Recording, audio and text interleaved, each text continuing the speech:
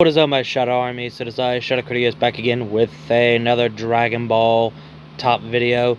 So yes, today I bring you guys my top 10 favorite MasakoX Dragon Ball what ifs. And this is just my personal opinion on where I put them on the list. And I'm doing this to basically show my support on MasakoX work, because I enjoy his what ifs, especially some of the what ifs that caught my attention, which these 5 has always been my attention, and there are also a little bit of what ifs I decided to give it a chance, but that was just not that interest to me. And there's a time I do go back and rewatch these what ifs just for fun or just pass the time, and I will have the links of all the playlists of these what ifs down below in the description box so you guys can watch them. And yeah, again, this is just my personal opinion on where I put them on the list. So with that out of the way, let's just go ahead and dive right into it. Start off with the number 10 is the April Fool what if. What if the Ginyu Force turned good? I thought this was just a shits and giggles, where the first part started where somehow, some way, the Ginyu somehow are alive, and now they're with Goku after the planet Yardra or whatever, and they appeared out of nowhere because they're completely dead by the hands of Vegeta, because he mostly killed the entire Ginyu Force. Well, I think Bardock was the one that got defeated by Goku badly but buried alive. Same goes for Goku. But yeah, Vegeta killed the entire members of the Ginyu Force, and then when you think about it, MasakoX somehow made it work somehow and made them more lovable characters, a lovable group of the Ginyu Force. And I like how they wanted to wish back Captain Ginyu, because it's just not the same anymore, but they realized that yeah, he's still alive. It's just that he's in a frog, and he needs his physical body back.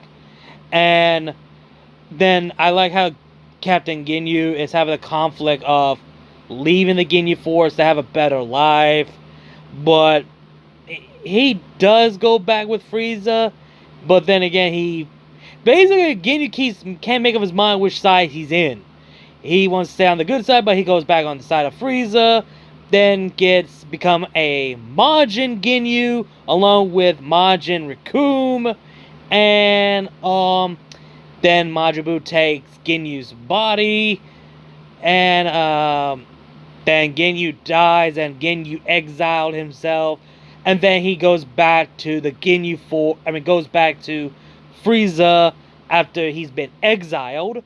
So basically, Ginyu can't make up his mind what the fuck he wants to be at. So that's the thing I have issue with. But the rest of the Ginyu, I did like how they develop. And I did like how he developed Jace to be like he is, like a second command and second leader to Captain Ginyu. But having Jace as a leader of the Ginyu Force, known as the Jace Force. But they decided to keep the name of the Ginyu Force, still honor the captain. So there's that. So yeah, that's basically it on my honest thought on this. Coming in at top 9 is what if Chi-Chi was a Z fighter. Now this was interesting to me.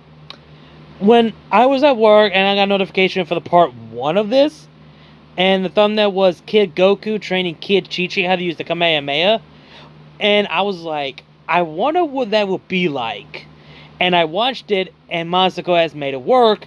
And I did like how Roshi said that he's not going to train Chi-Chi because she's a woman and she's a girl, which that pissed her off, and Goku decided to train her how to use Kamehameha. And then I did like how Chi-Chi is being trained by Roshi's sister, which is, I forgot that midget witch girl, what's her name?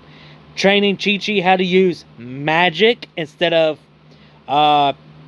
she knows how to use ki, but she knows how to use magic, which that does suits her as a whole, and I like that. And I like she is more caring and headstrong warrior. I actually do like that instead of the current one that we have now. But I enjoyed it. I like this, but it cannot beat the others on the list. Top 8. What if Turles turned good? Now, this was interesting. When MasakoX did this scenario here, I was like, oh, doing Turles we're doing. Okay, we're doing movie villain. And for those people who may not know, Turles is my favorite villain in the movie of all time. Out of all the movies of Dragon Ball Z, Turles is my favorite villain right next to Cooler. And seeing him turning good, and I like how some of his crew decided to go with him, and some of them like, yeah, we'd rather not, because this is not the same you. And I like how, well, if you look at the thumbnail from the actual, well, some part of the video, what you will actually see, him wearing black leather jacket, wearing his sunglasses, ride a motorcycle, that does suits him, and I love it. And all of that, seeing Turles as a Super Saiyan, which is fucking awesome. And I'm not gonna spoil when you get to the Cell arc. And I did like how MasakoX decided to have Turles to be and engage and be in a relationship with Bulma's sister, which is interesting because since Turles does look like Goku, it's basically like a coin flip where if Goku married Bulma, that sort of thing. It's like that scenario. And which is kind of hilarious that that makes Turles the brother-in-law of Vegeta. So there's that. And of course that means Turles and Bulma's sister, both of them have a son, which then makes Trunks be the cousin of Turles' son, and Turles is the uncle to Trunks. So yeah, there's that. So yeah, I'm actually well, I can't speak. I actually enjoy that what if as a whole. Top 7. What if future Trunks and Mai stayed in the past? Now this I love. I really love this scenario. But the issue I didn't like is that he brought Supreme Kai of Time involved after, well, Beerus trying to Hakai future Trunks while he was holding baby Bra. And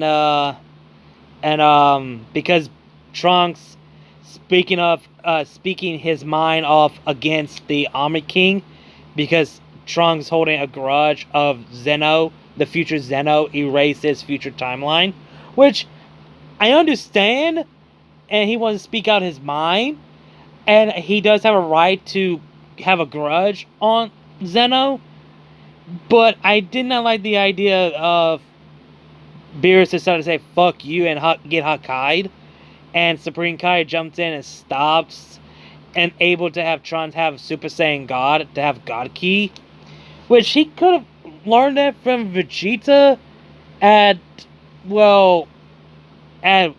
Beerus' home planet. And I actually did like the moment where Gohan asked Trunks to train him because he wants to get stronger, and how bad that he felt guilt that he wants to help Trunks in his future timeline against Black. So basically a role reverse, where you have Gohan training Trunks in the future timeline. Now it's future Trunks training the present Gohan. So basically, the master became the student, and the student becomes the master. And I do like the moment between future Mai and her younger counterpart about, when the time is right, and whenever, the younger Mai feelings with younger Trunks and all that. And I do like that. And I actually do like the moment between future Trunks and future Mai to decided to lay low, to relax, and after everything they've been through, they deserve it, and it's just heartwarming nostalgia. And honestly, I actually do feel bad for Mai, because staying in the past or going back to the future where they had to live their other counterparts, it will not be the same, because they know the people, but they don't know them, which is the sad part. And I did like how both of them were didn't like how Goku decided, like, hey, we're gonna have a tournament power, but because of some of the universe will get erased, which Trunks and Mai didn't like it. And before Trunks got sent to the tournament of power, since Trunks had evolved, Frieza is not going to be involved in the tournament of power because Trunks took that spot. And I did like how Mai tells the news that Mai is pregnant. And, oh boy, wonder how Vegeta reacted that he's already become a grandfather already. Since he already had another daughter, and now he's got to become a grandfather. And there's that, and which is a baby boy. And I actually do like how the story ends, where both future Mai and future Trunks have a peaceful, normal life that they deserve. And I don't know. I know I said this one and my top 10 favorite Dragon Ball characters will be the last two Dragon Ball content. I might do why that it would work that Trunks and Mai should stay in the past, like a discussion here and there, and that could be the last one, so to speak. But yeah, that's all I'm gonna say for this one. Let's move to the next one. I really enjoy this What If. Coming in top 6, we have What If Raditz went to Earth instead of Goku. Now this is something I never expected I actually would like. A role reverse where Raditz have a better life, but Goku's going through the much worser than Raditz for such a young age. Keep this in mind, Raditz was a kid when he has to go through like this. But Goku has to go like this when he's just an infant? That is far worse. And whatever worse, that he gets bullied by Prince worse than Raditz ever had. And Raditz started to become more like a caring uncle-like figure to Goku. Hell, even Nappa, I said Raditz, I think I did. Like like Nappa being like the uncle figure to Goku. And none of that, Nappa died for saving Kakarot. Because in this time, like, Goku, the name Goku never existed as Kakarot in this scenario. And I do like how Chi-Chi gets jealous that Raditz prefer Bulma, and Bulma and Raditz had that thing going on. Like, Bulma has a thing for Raditz, and that made Chi-Chi jealous and all that. And I did like the moment where the witch brought Bardock to teach Raditz to feel humility, and Bardock knows and learns that Kakarot is not with him, but instead Raditz left his brother behind. And yeah, this is actually pretty good. Like, having role reverse, but both of them are alive, but Raditz is on the good path. And yeah, is really interested, and you kind of feel bad for Kakarot in this scenario here more than Raditz what he'd been through as a whole. Top 5, we have What If Gine went to Earth with Goku. Now this What If, I never thought I would actually love this to heart, because this What If felt so wholesome for the entire part. Because I mean, Gine, when her first debut from Dragon Ball Minus, from the Dragon Ball manga created by Akira Toriyama, and then we get to see her in animated movie in Dragon Ball Broly, and people instantly accept her and love her to death, and people want to see more of her. But MasakoX made it happen did this scenario of if she went to Earth with Goku and have a normal peaceful life to raise her baby boy. And which is interesting enough that she's not a fighter, she's more of a cook. She's already been the strongest warrior and when she arrived on Earth. And she doesn't like fighting, and MasakoX decided to develop that no matter what, Gine has to fight one way or the other to protect the Earth, even though she doesn't like fighting. She just has to. And I like how she became the first ever Super Saiyan, and none of that is she's a female. First ever went to Super Saiyan, and first ever female went Super Saiyan in Saiyan's history. Which then made Vegeta so much pissed off. And I did like how, you know when Raditz shows up and convinces Kakarot that he's a Saiyan and reveals his real name? Well, when he shows up and sees not only Kakarot, but his mother. So, he is lost for word and actually warns them that, yeah, there's two other Saiyans are a lot stronger than me. Basically referring Nappa and Vegeta. So Nappa decided to go off the grid and pretend he's dead, which they fucking bought it. And in this scenario, they never know about the Dragon Balls. There's that. Oh, not only that, in this scenario, Grandpa Gohan doesn't die in this scenario. He lives the entire series in this what if scenario. And when I mean wholesome, and I mean the ending. Because this what if got me into tears for the ending. And I'm not going to say anything, you just have to find out why. And it's just that Gine is getting a lot of attention, even though we actually don't get to know much about her from the canon timeline. But at the same time, we've grown to love her and accept her to be part of the Dragon Ball. And they actually everyone consider her to be the best mother, the best mom in the entire Dragon Ball history.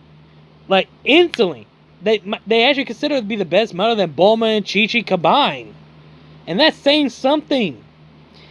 And yeah, and again, like I said, top 6.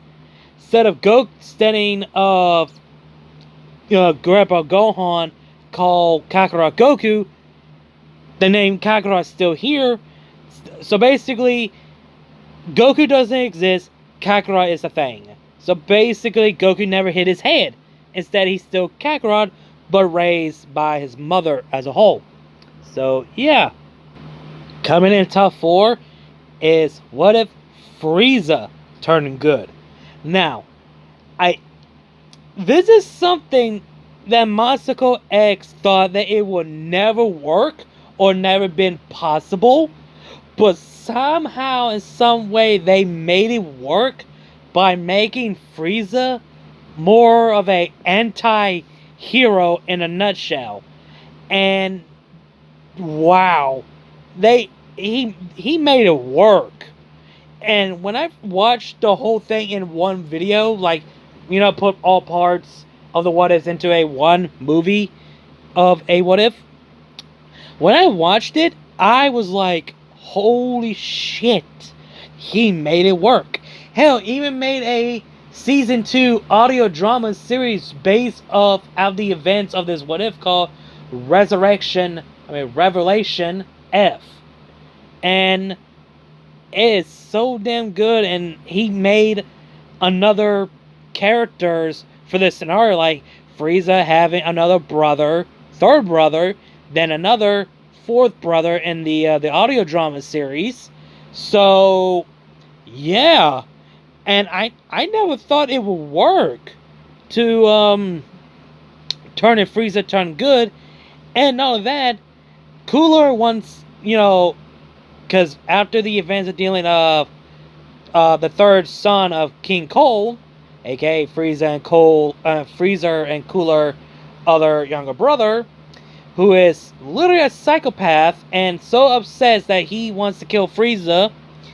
And after the fight, Cooler wants Frieza to take back the Frieza Empire, but Frieza was like, "No, it's yours." "What? Did I start it?" "No, it's yours." So Cooler decided to take the Frieza Empire as Cooler Empire or something like that. So yeah, and guess what? Remember I said there's the sequel based off takes place after the events of What If Frieza Turned Good. Frieza does have his own new crew. Chile, the one from the Broly movie. Kit, I think that's his name. A mechanical guy, but he's a OC character. And Yamcha. Yeah, I'm not making this up. Yamcha is part of the crew because the other two crew members actually like Yamcha, and Frieza recruited him to be part of the crew. So, there's that. Yeah, that's basically it. I never thought this would be in my top 4 as well. It never would be my top 4 favorite as a whole. Coming in at top 3. What if Goku married Bulma? Now this was my all-time favorite, and this is something I want to be canon. But Akira Toriyama decided to change that, which that did piss me off. And the one thing I didn't like is the ending part. Well, actually, there was 2 ending parts before. Well, the second one was that Majin Buu actually won after, well, made Goku quit and submit after the death of Chi-Chi. And the ending where the Grand Priest got involved and restart the whole thing by killing Majin Buu by saving everybody. So yeah, I did not like those parts. Yeah, I did not like that. I did not like that at all. And yeah, but I do like how MasakoX did. Like that Goku could be himself, Bulma could be himself, and of course they have Gohan, but he's a lot more smarter and have his own free will to do whatever he wants. And he has purple hair. And his anger issue is far worse than his canon counterparts. So there's that. And does have a lot more potential than his counterparts. And yeah. Yeah, there's that. And what else? I think that's basically it. And I want to talk more. Oh, I'm not gonna spoil the Namek one. Oh boy, you guys have to wait and see when you watched it. So yeah, coming in number 2, and that is the first ever good, well actually the first ever Dragon Ball What If that everyone knows, everyone heard from MasakoX. That is What If Raditz Turned Good. With the first ever villain character that he started doing of turning good at what ifs, and developed Raditz's character to more of a like first a villain, then slowly to the anti-hero, and straight up turn as a hero. Is really damn good. And I did like the rivalry between Vegeta and Raditz until later on. Vegeta started to want to build a rivalry with Kakarot. And, well, actually, in this scenario, it's still Goku instead of Kakarot. Because, basically, the events plays out from the first episode of Dragon Ball Z. So, there's that. But Raditz remain alive. But, you know how Dragon Ball Xenoverse 1 and 2, where Raditz moved out of the way of the special beam cannon? Yeah, that's basically what happened in this scenario here. And, what else? And I did like, that Gohan tells the story about what Goku has done, saving the world, dealt with the strongest foes that is far stronger than him, and he actually got a lot stronger, which that showed Raditz, like, pride, that even a lower rank could get a lot stronger than the elite, and that sort of thing. And seeing Raditz turn Super Saiyan is a good thing. That's actually the best thing. And I did like how MasakoX made Raditz end up marrying in a relationship with Launch. Yeah, Launch, the blue hair girl / yellow hair girl. Yeah, that one. And I did like they both decided to have a child of their own named Ranch, and the cousin of Gohan and Goten. And I did like there's a spin-off that takes place on the Future Trunks timeline where Raditz was alive, survived, but until Launch died and it cost the life of Raditz, and Gohan has to train both Trunks and Ranch to become a fighter until Gohan died. And then I did like how Ranch had a crush with Trunks, and Trunks had a thing for Ranch, sort of thing. And in the Goku Black arc before that, after the defeat of Cell and Android 17 and 18 in the future timeline, they both got together and got married, had a kids on their own, until Goku Black actually came to their children's room and killed them in their sleep before they get the chance to wake up or even get the chance to react. I'm not making that up. They literally made someone made a fucking fan art of that. And none of that, there's a fan art where Ranch is paled, skinny as all hell for the loss of their children. And the first time ever she went Super Saiyan Raged. She was the first person before Trunks did. And I did like the moment between the future Ranch meeting her younger counterpart, and Ranch, the present one, is like shocked that her and Trunks in the future had kids of their own, and they both married. Yeah, the present timeline, there's a love triangle between Trunks, Mai, and Ranch. So there's that. And there's a fan-made series called Dragon Ball R&R, made by MasakoX. R&R means Raditz and Ranch. So there's that.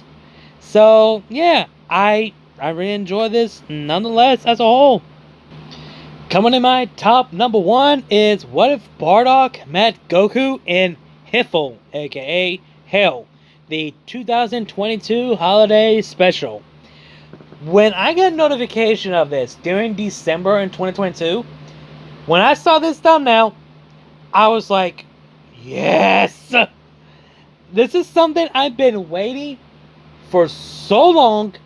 And keep this in mind, he's using the Bardock version from the Broly movie mixed with the Bardock special version. Basically put two characters into one. And I did like how he developed Bardock. And I did like how, he doesn't feel like that, he doesn't like to be alive. He does get bring back in the world of the living, but he doesn't like it. And he wants to, he said it's not the same without Gine.